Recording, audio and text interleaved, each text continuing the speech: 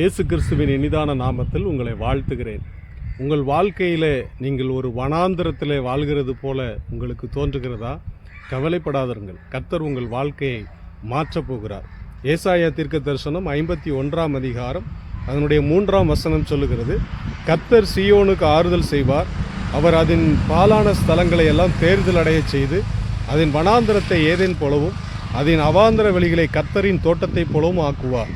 சந்தோஷமும் மகிழ்ச்சியும் துதியும் கீத சத்தமும் உண்டாயிருக்கும் என்று வசனம் சொல்லுகிறது. உங்களுடைய வாழ்க்கையில் வனாந்திரத்தை போல இருக்கலாம், ஆனால் உங்கள் வாழ்க்கையை கர்த்தர் நிச்சயமாக மாற்றுவார். நீங்கள் மாறப்போகிறீர்கள். உங்களுடைய குடும்ப சூழ்நிலை மாறும்.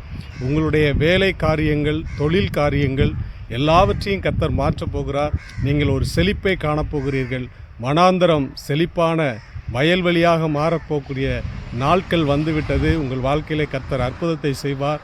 இப்பொழுது இருக்கிறதை பார்க்கலும் நீங்கள் 1000 மடங்கு ஆசீர்வாதமாய் இருப்பீர்கள். எதை குறித்தும் கவலைப்படாமல் கர்த்தரை துதியுங்கள். உங்கள் வாழ்க்கையிலே கர்த்தர் பெரிய காரியங்களை செய்வார்.